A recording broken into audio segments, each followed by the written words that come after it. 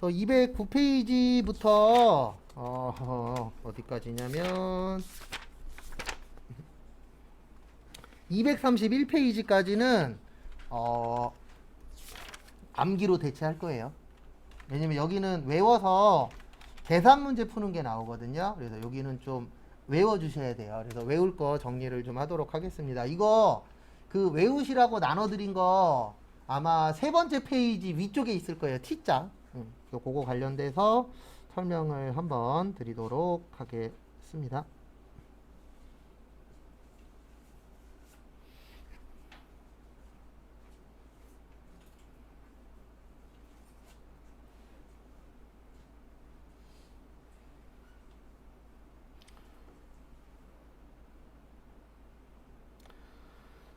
그래서 보시면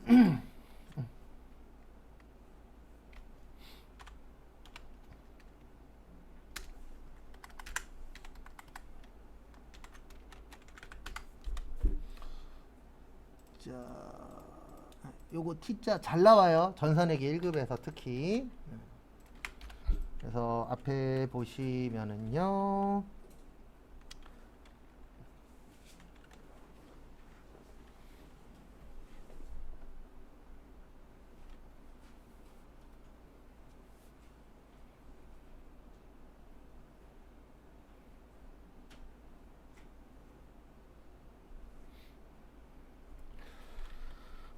보시면 제공품 첫 번째로 그래서 제공품 제조원가 명세서 그래서 차변의 기초 제공품 재료비 노무비 경비 간접비 그 다음에 대변의 단기 제품 제조원가 기말 제공품 그래서 이게 뭐냐면은요 여기 차변에 있는 건 다 늘어나는 거예요. 그래서 우리가 기초의 뜻이 1월 1일이에요 몇 월 며칠이요? 1월 1일 그래서 1월 1일 날 갖고 있는 걸 기초 제공품이라고 합니다. 그래서 우리가 1월 1일 날 갖고 있는 거는 만들어야 될까요? 버려야 될까요? 1월 1일 날 남은 거 만들어야 되겠죠. 이 제공품의 뜻이 미완성품이에요. 이게 어떻게 보면은 작년 거라고 생각을 하시면 돼요. 그래서 작년에 못 만든 거 버려야 돼요? 올해 만들어야 돼요? 올해 만들어야 되겠죠. 그 다음에 재료하고 노무비하고 경비하고 들어가서 올해 만들잖아요. 그러니까 요거는 올해 거라고 보시면 되고 기초는 언제 거라고 보시면 돼요? 작년 거. 그래서 어쨌든 물건을 만들게 되고 그 다음에 기말의 뜻이 몇 월 며칠이라 그랬죠? 12월 31일 날 남은 걸 뭐라 그래요? 기말이라고 합니다. 그래서 기초 나오면은 1월 1일 날 갖고 있는 건데 요건 작년 거라고 생각하시면 되고요. 기말은 12월 31일 날 남은 거거든요. 요거는 내년 거라고 생각을 하시면 돼요. 왜냐면 올해 못 만들었으면 버리면 안 되잖아요. 이거 갖고 있다가 언제 만들어야 돼요? 내년에. 근데 이건 하나 알고 계셔야 됩니다. 회사 가시면 이런 거 계산은 컴퓨터가 하는 거예요. 근데 시험 볼 때 이런 거 계산을 누구 보고 하래요? 우리 보고 하래요. 그 다음에 단기 제품 제조원가의 뜻이 뭐냐면 요거는 완성된 거 이야기하는 거예요. 뭐 된 거요? 완성된 거. 왜냐면 단기의 뜻이 올해예요. 그 다음에 제품은 뭐 된 거라고요? 완성된 거. 그래서 올해 완성된 원가를 뭐라고 표현을 하세요? 단기 제품 제조 원가라고 표현을 합니다. 그거 참고하세요.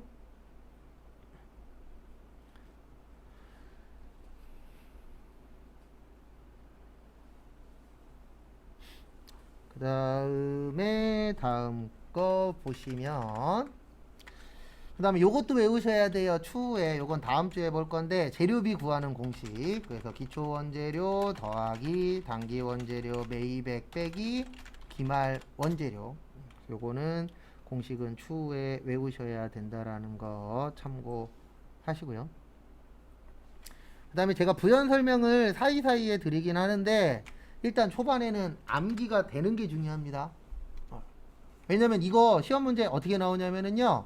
이렇게 T자 그린 다음에 차변 대변에다 금액 쓴 다음에 차변하고 대변은 항상 어때야 된다고요? 같아야 된다. 그걸로 계산 문제로 나와요.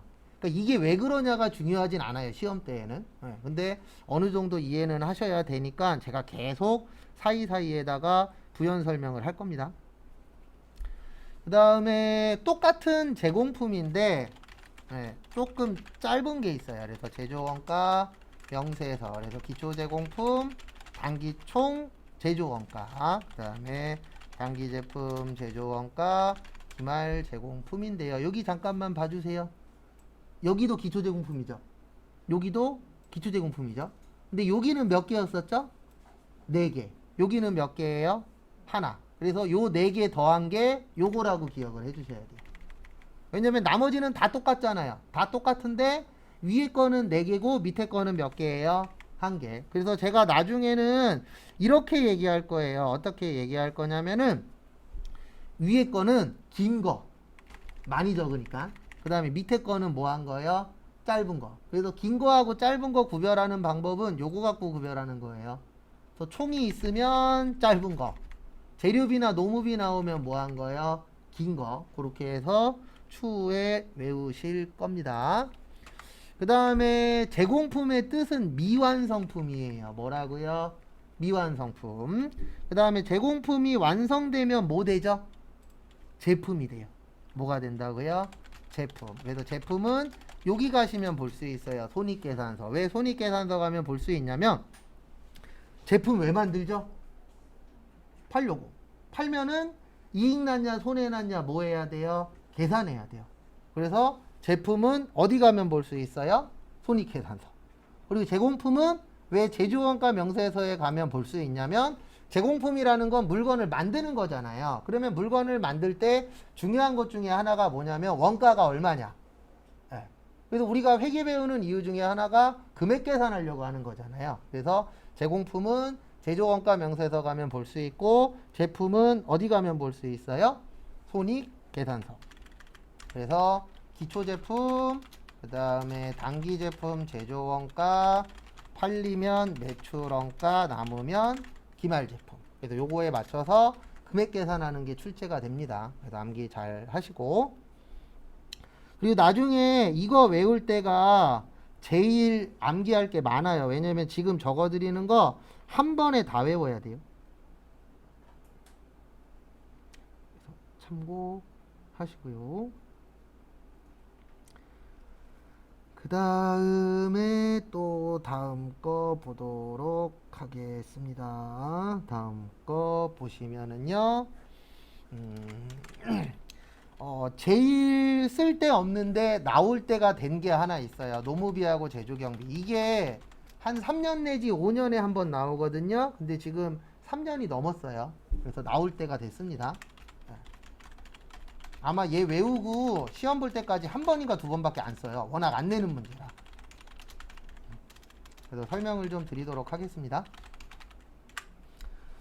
노무비 그러면 월급이에요. 그래서 회사 다녀보신 분도 계시고 아직 안 다녀보신 분도 계실 건데, 회사 다니시면 월급 받잖아요. 네. 근데 일반적으로 가장 이상적인 월급은 이게 가장 이상적인 월급이에요. 1월 1일부터 1월 31일까지 일한 걸 몇 월 며칠 날 주는 거예요? 1월 31일 날. 이게 가장 이상적인 겁니다. 왜냐면 한 달에 한 번씩 월급 주는데 정확하게 몇 달이에요? 한 달치잖아요. 근데 이렇게 월급 주는 회사도 있죠. 1월 11일부터 2월 며칠까지요?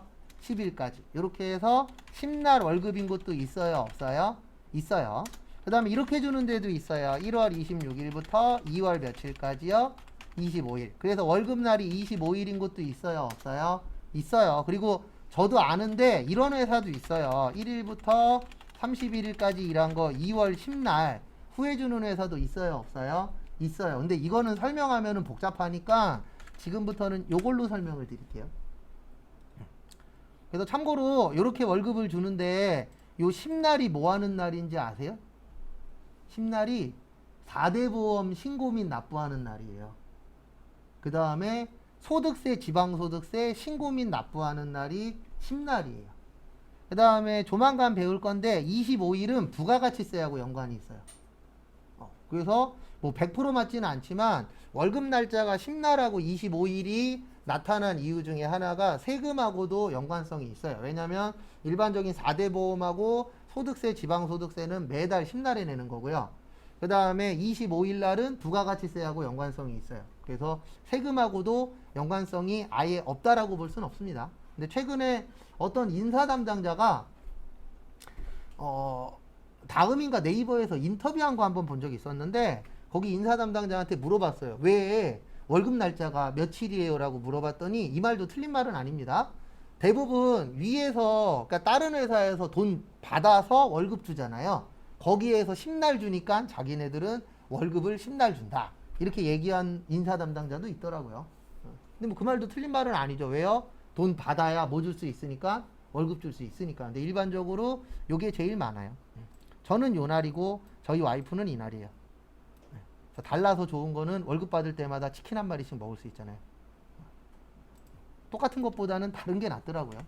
제 개인적인 생각은. 그래서 지금부터 요걸로 설명을 드릴게요. 1월 11일부터 2월 10일까지. 이론에서 원하는 건 이게 아니에요. 이게 아니고 이론에서 원하는 거는 요거를 원해요. 1일부터 언제까지요? 말일까지. 왜냐면 이게 정확하게 한 달이잖아요.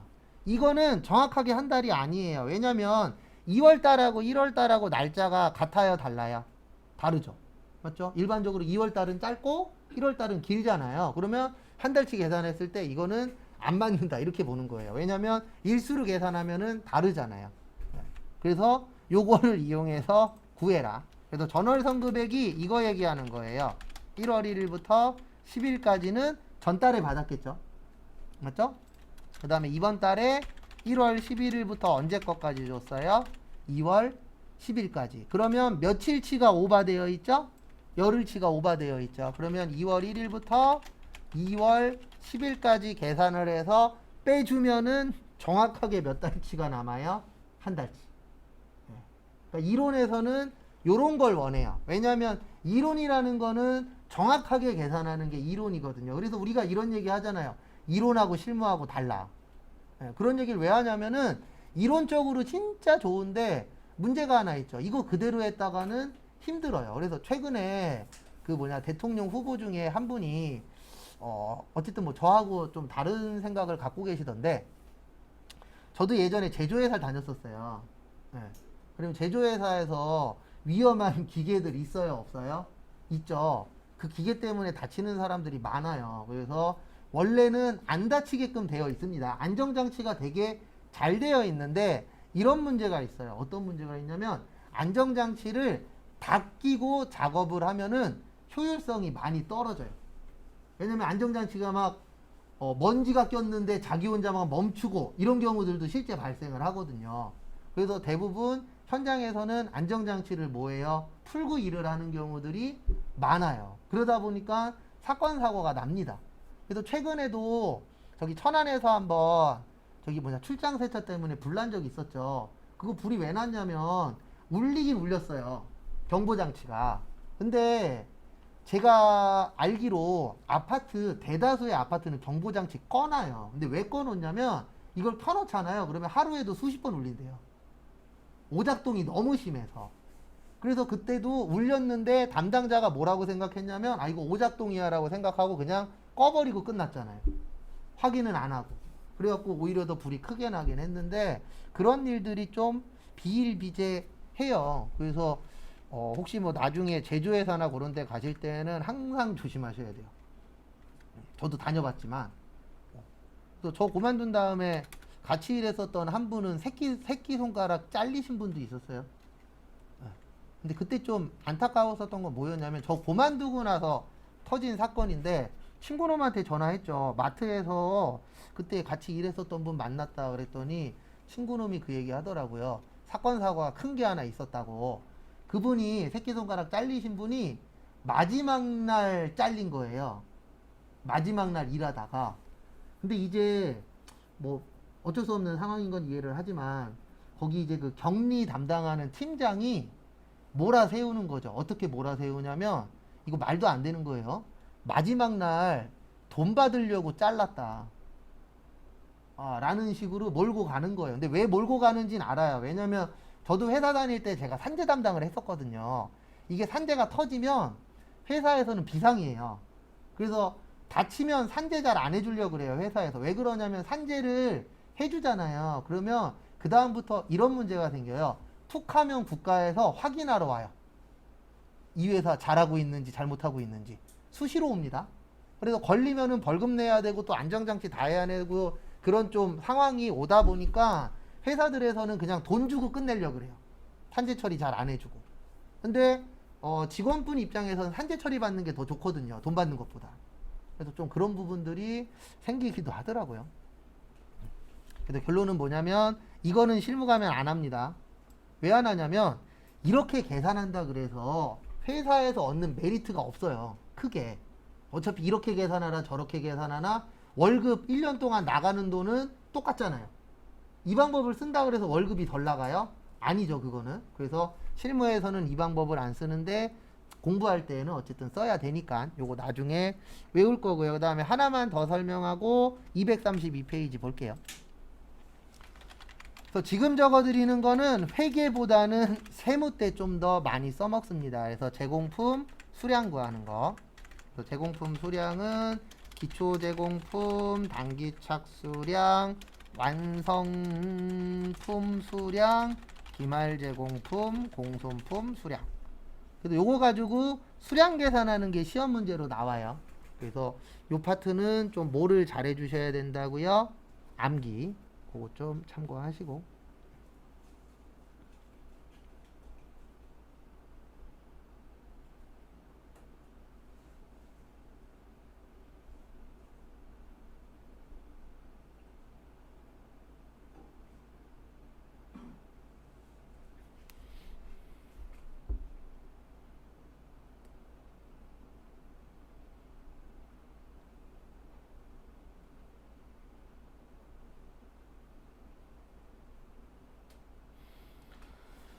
그래서 요거 잘 외우시고 232페이지.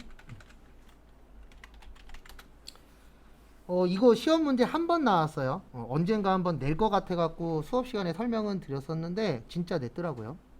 그래서 거기 보시면 밑에 보시면은요. 월할 경비, 그 다음에 측정 경비, 그 다음에 지급 경비, 마지막으로 발생 경비. 요렇게 몇 가지가 있으세요? 네 가지가 있으실 겁니다. 그래서 그거 참고하시고요. 그래서 또 보시면은요.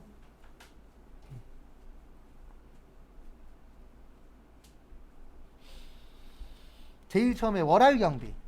월할 경비는 말 그대로 월별로 지급하는 거예요. 월별로 계산하는 걸 월할 경비라고 하는데 대표적인 게 보험료, 그 다음에 임차료 이런 것들은 매달 내잖아요. 일반적으로 보험료 한 달에 한 번씩 빠져나가죠. 임차료도 월세 한 달에 한 번씩 빠져나가잖아요. 그래서 이렇게 월별로 납부한다. 그래서 무슨 경비라 그래요? 월할 경비. 그 다음에 두 번째로 측정 경비.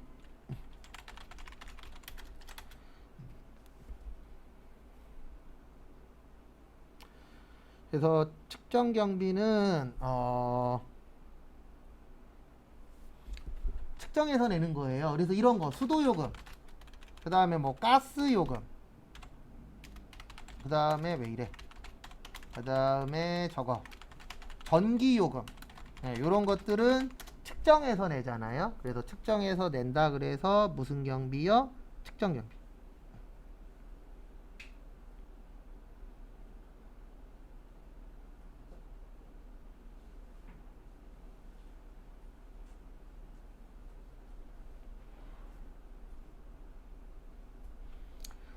그 다음에 지급경비. 지급경비는 돈 줘야만 알 수 있는 거예요. 대표적으로 뭐 이런 거 뭐냐 버스 요금.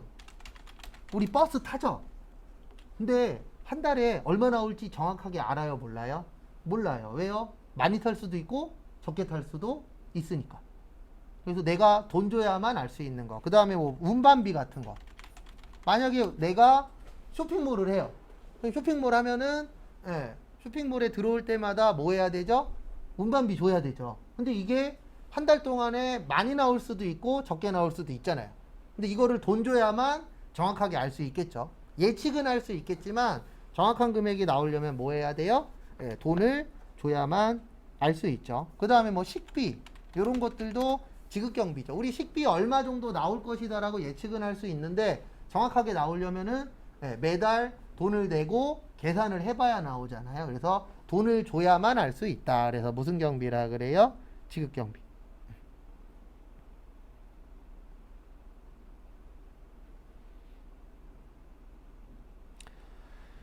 그 다음에 마지막으로 발생경비. 그래서 발생경비는 현금 거래 없이 발생한다. 그래서 발생경비라고 하고요. 대표적인 게 뭐 감모 손실, 그 다음에 뭐 감가 감각 이런 것들이 대표적인 발생경비예요. 그래서 돈은 필요가 없는 거. 그거를 발생경비라고 합니다.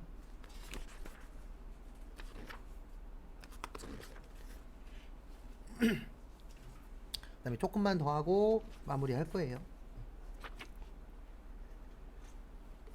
교재는 넘어오셔서 저기로 오세요. 244페이지. 그리고 원가회계 파트는 암기만 잘 하십시오. 그래서 244페이지 보시면 인과관계라고 있어요. 무슨 관계요? 인과관계. 인과관계가 뭐냐면 원인이 있으면 뭐가 있는 거예요? 결과가 있는 거예요. 뭐라고요? 원인이 있으면 뭐가 있다? 결과가 있다. 그래서 이런 겁니다. 우리 여름 되면 전기요금 많이 나오죠. 왜 많이 나와요? 네, 에어컨 때문에. 그러면 다들 알잖아요. 아, 여름에는 전기요금 많이 나와. 왜요? 에어컨 많이 트니까. 그러면 돈 많이 나오면 욕은 하면서도 내잖아요. 왜 내요? 내가 썼으니까. 근데 최근에 이런 일이 있었어요. 뭐 최근이 아니고 매년 발생하는 일인데, 내가 아파트 1층 살아요. 근데 우리 아파트에 엘리베이터 있잖아요. 근데 나보고 엘리베이터 요금 내래. 네. 그러면 기뻐요, 슬퍼요? 슬퍼요. 왜요? 난 1층 사니까 엘리베이터 안 타. 근데 내래. 그러면 사람이 싸웁니다. 그래서 최근에 어떤 경우도 있었냐면은 1층 사는데 아파트에서 엘리베이터를 바꾼 거예요. 그러면 엘리베이터 엘리베이터 기계 값을 내야 되잖아요. 그거를 1층 사는 사람한테도 내라고 관리비에다가 넣어서 고지를 한 거예요. 그 사람 소송 걸었어요. 나 1층 사는데 엘리베이터 못 내겠다. 왜요? 나 안 쓰니까. 근데 그런 게 생기는 게 뭐냐면 요거 때문에 생기는 거예요. 인과관계. 왜냐면 원인이 있으면 결과가 있는 거잖아요. 내가 엘리베이터를 타면은 엘리베이터 요금 낼 수 있어. 근데 나는 안 타. 근데 내래. 그러면 일반적인 사람들은 어떻게 생각해요? 이건 아니야. 라고 생각하는 사람 있어요? 없어요? 있어요. 그래서 대다수의 아파트들은 1, 2층 같은 경우에는 엘리베이터 요금 안 내는 아파트들도 많아요. 왜냐면 아예 거기 규약에다가 넣는 거예요. 1, 2층은 엘리베이터 요금을 제외한다. 이런 식으로. 왜냐면 2층 사는 사람도 웬만하면 걸어서 올라가는 확률이 조금 더 많잖아요. 뭐 간혹 가다 타기도 하겠지만. 그래서 그런 케이스들도 실제 발생하는데, 그게 왜 그러냐면 요거 때문에 있는 거예요. 원인이 있으면 뭐가 있는 거예요? 결과. 그래서 내가 여름에 에어컨을 많이 틀었어. 그러면 전기요금 많이 내. 괜찮죠? 그래서 3년 전인가 2년 전에 이런 경우도 있었어요.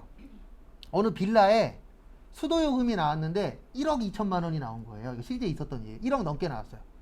근데 웃긴 게 뭐냐면 그 집에서 한 달 내내 물을 틀어놔도 수도요금이 1억이 나올 수가 없어요. 근데 1억이 나왔어. 따졌죠. 근데 처음엔 내래. 말도 안 되게. 이제 공론화 시킨 거죠. 막 뉴스에다 막 제보하고. 그랬더니 자기네가 잘못했다고. 해갖고 얼마 나왔다 그랬더라? 15,000원인가? 2만원 나왔대요. 그래서 그런 일이 발생하면 말도 안 되잖아요. 난 쓰지도 않았는데 몇 억 내래. 내요 못 내요? 못 내죠. 그래서 원인이 있으면 뭐가 있다? 결과. 그래서 일반적으로 요게 가장 합리적이에요. 왜냐면 대부분 사람들이 믿잖아요. 많이 썼으니까 내래. 그럼 내는 거고. 그 다음에 아까 잠깐 설명드렸듯이 우리 집 아파트 면적이 커. 그러니까 관리비 많이 내래. 그러면 많이 냅니다. 근데 또 이렇게 거두면 싸울 거예요. 만약에 아파트 관리비를 인원수에 맞춰서 내래. 그러면 싸움 납니다. 왜냐면 큰 평수라 그래서 무조건 여러 명이 사는 거 아니잖아요. 연예인들 보면은 큰 평수에서 혼자 사시는 분들도 있어요? 없어요? 있죠. 그 다음에 일반 서민분들 보면 작은 평수에서 여러 명 사시는 분들도 있죠. 그럼 인원수로 하게 되면은 비합리적이야. 이렇게 보는 겁니다. 그래서 대부분 그 면적 가지고 이제 많이 나누죠. 또 그런 거 물어봐요, 시험에서. 그 다음에 두 번째 수혜 기준. 수혜 기준은 일명 수익자 부담 기준이라고 해서 많은 혜택을 받은 사람이 많이 내는 걸 수혜 기준이라고 하고요. 그 다음에 부담 능력 기준. 세금은 대부분 다 요거예요. 부담 능력 기준. 그래서 많이 낼 수 있는 사람이 많이 내는 거. 요게 부담 능력 기준입니다. 그 다음에 공정성, 공평성인데 이건 불가능해요. 모든 사람이 어떤 방법을 쓰든 다 공정하다라고 생각 안 하잖아요. 왜냐면 사람들의 생각은 다양하니까. 그래서 네 번째는 안 쓰고 우리가 가장 많이 쓰는 건 첫 번째예요. 인과관계. 그 다음에 세금에서는 세 번째 좀 많이 쓰는데 우린 첫 번째만 일단 기억하시면 돼요. 그 다음에 쭉 넘어오셔서 251페이지. 이건 외울 필요도 없고요. 볼 필요도 없어요. 근데 어쨌든 설명은 잠깐 드려야 되니까 요 251페이지는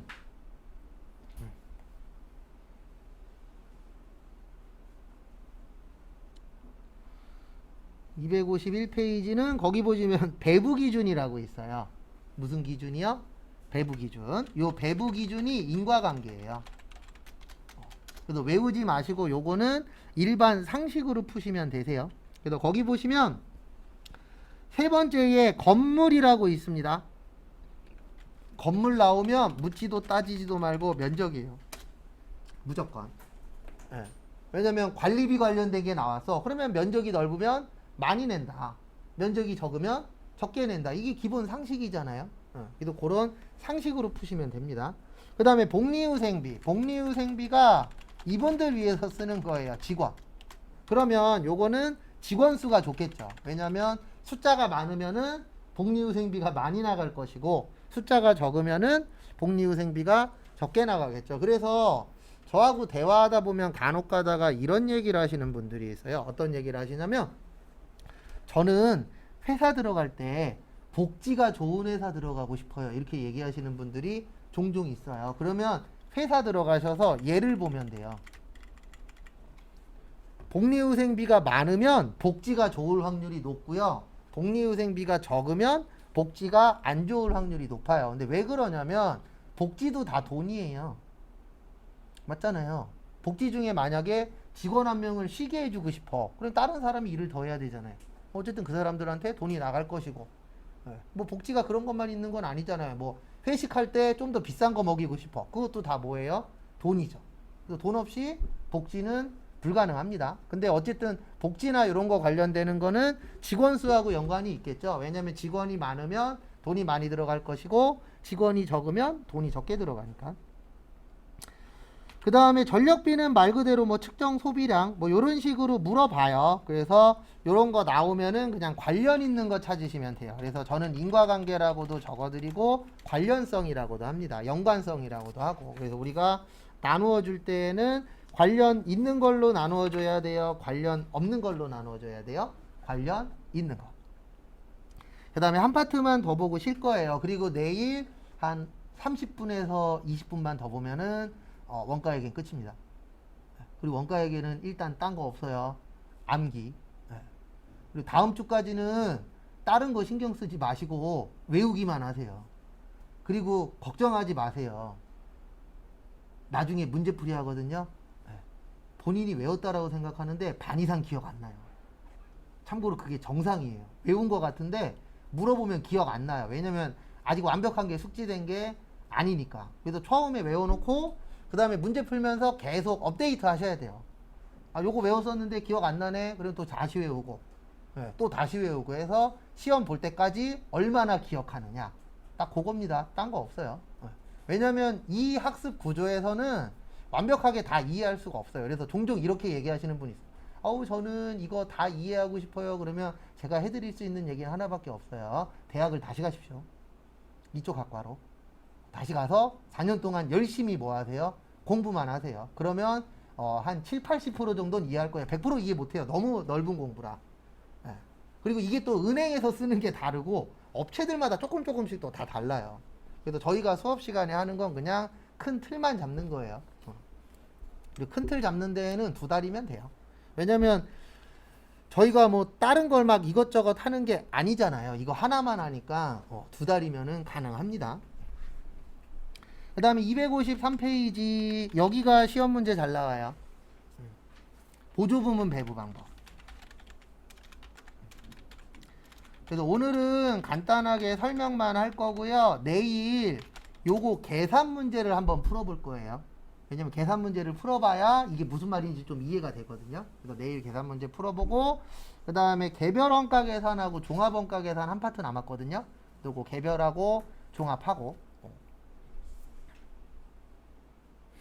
그리고 언제까지는 잘 나오셔야 되냐면 기출문제 풀기 전까지는 잘 나오셔야 돼요. 기출문제는 솔직히 집에서 줌으로 들어도 크게 무리가 없거든요. 왜냐면 그때부터는 문제풀이만 하니까. 근데 그 전까지는 되도록이시면 나오시고 그 이후에는 본인 상황에 맞춰서 하세요. 지금도 뭐 집에서 줌으로 듣고 싶다고 하시면 줌으로 들으셔도 되고 근데 그건 알고 계십시오. 저도 아는데 그냥 묵인하고 있는 거예요. 뭐냐면 줌으로 해서 붙은 사람 거의 없어요. 제가 봤을 때 저도 이제 이 수업을 10년 넘게 했으니까 2가지 부류는 합격하시면 진짜 대단하신 분들이에요. 하나는 야간반. 회사 다니면서 수업 듣는 분들 계시거든요. 네. 어려워요. 솔직히. 놀면서 공부하는 것도 어려운데 회사 다니면서 공부하는 건 더 어려워요. 특히 이제 결혼하신 분들. 예전에 한 분 잠깐 대화를 했었는데 여기에서 수업 끝나면은 집에 가면 11시래요. 그럼 11시부터 1시까지 애들 케어하고 뭐 준비물 이렇게 해주고 공부 조금 하면은 새벽 2, 3시 되는 거죠. 그리고 그 다음날 6시에 일어나갖고 출근 준비하고 집안일 해놓고 그거 쉽지 않아요 절대로. 그 다음에 또 하나는 인터넷으로 수업 듣고 붙으시는 분들. 요즘 동영상 강의 많잖아요. 무료 강의들도 많고 뭐돈 주고 하는 것들도 많은데 이 2가지가 되게 힘들어요 진짜로. 저도 해봤지만 회사 다니면서 공부도 해보고 그 다음에 동영상 강의도 들어봤었는데 이거 2개가 진짜 힘들어요. 앞에 거는 체력적으로 힘들고 뒤에 거는 집중이 안 돼요. 그래서 줌 때문에 지금 아마 지금은 아니고 만약에 내년에 코로나 없어지잖아요. 그러면 저기 뭐지 지금 한 심한 애들은 2년 정도 학교를 제대로 안 갔잖아요. 아마 학교 가면은 애들 수준 차이가 하늘과 땅 차이일 거예요. 잘하는 애는 너무 잘하고 못하는 애는 너무 못하고 그럴 수밖에 없는 구조잖아요. 왜냐하면 엄마가 그 옆에서 계속 잡아줄 수도 없고 그렇다고 해서 뭐 학원에다 전적으로 맡긴다 그래서 그게 해결되는 것도 아니고 그래서 줌이 어쩔 수 없이 하는 거지 이게 주가 되면 안 돼요. 그 다음에 동영상도 제가 찍어서 올려드리는데 동영상도 주가 되면 안 됩니다. 나와서 수업 듣고 아니면 뭐 결석했거나 조금 부족하다라고 느낄 때 그때 한두 번 듣는 거지 되도록이면 안 듣는 게 제일 좋아요. 왜냐면 여기 수업 시간에 집중해서 듣고 그 다음에 집에 가서 정리하고 근데 이건 있습니다. 초반에 너무 열심히 하지 마세요. 저 초반에 열심히 하는 사람 별로 안 좋아해요. 근데 왜 안 좋아하냐면 초반에 진짜 열심히 해요. 그리고 후반 가면 지쳐요. 그리고 초반에는 할 수 있는 게 없어요.